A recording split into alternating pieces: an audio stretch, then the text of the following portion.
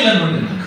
ಅದರಿಂದ ಏನೆಲ್ಲವನ್ನ ಪಡೆದುಕೊಂಡ ನಾವು ಸಂವಿಧಾನದ ವಾರಸುದಾರರು ಅಂತ ನಾವು ಹೇಳ್ಕೊಂಡೇ ಹೇಳಲಿಕ್ಕೆ ನಾವು ಮುಜುಗರ ಪಟ್ಕೋತೇವೆ.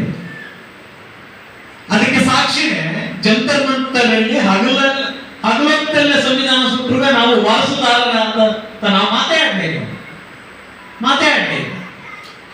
ಸಂವಿಧಾನ ಸುಟ್ಟ ಇದು ರಾಷ್ಟ್ರ ವಿರೋಧಿಯಪ್ಪ, ಇದು ರಾಷ್ಟ್ರದ್ರೋಹ ಇದು ಅಂತ ಎಲ್ಲಿ ಮಾತಾಡಿದ್ವಿ. ಮೊನ್ನೆ ಈ ಸಂವಿಧಾನ ಬೇಡರಿ, ಬದಲಾಯಿಸ್ರಿ, ಬೇರೆ ಸಂವಿಧಾನ ಬರೀರಿ ಅಂತ ಯಾವುದೋ ಧರ್ಮ ಪರವಾದಂತವ್ರು ಮಾತಾಡಿದ್ರೆ ಇದು ಅಪರಾಧ ಸ್ವಾಮಿ, ನೀವು ಮಾತಾಡಬಾರ್ದಂಗೆ, ಇದು ದೇಶದ್ರೋಹದ ಮಾತು ಅಂತ ಎಲ್ಲಾದ್ರೂ ಹೇಳಿದ್ವ ನಾವು? ಹಾಗಾದ್ರೆ ನಾವು ಸಂವಿಧಾನದ ವಾರಸುದಾರರ? ಅದೇ ಪ್ರಶ್ನೆಯನ್ನ ದೇವೇಂದ್ರ ಕಟ್ಟಿಮನಿ ಅವರು ಇಡೀ ಕವಿತೆ ಒಳಗಡೆ ಅದನ್ನ ಕೇಳ್ತಾರೆ ಅಲ್ವಾ? ಭಾರತ್ ಮಾತಾ ಕಿ ಜೈ ಅಂತ ಹೇಳದೆ ಹೋದ್ರೆ ರಾಷ್ಟ್ರದ್ರೋಹ ಆಗುತ್ತೆ ಅನ್ನೋದಾದ್ರೆ, ನಮ್ಮೆಲ್ಲರ ಹಿತ ಕಾಯುತ್ತಿರುವ ಇಡೀ ದೇಶದ ಕಾನೂನಾಗಿರುವ ಸಂವಿಧಾನ ಸುಟ್ಟರೆ ಅದು ರಾಷ್ಟ್ರದ್ರೋಹನೂ ಆಗುತ್ತೆ.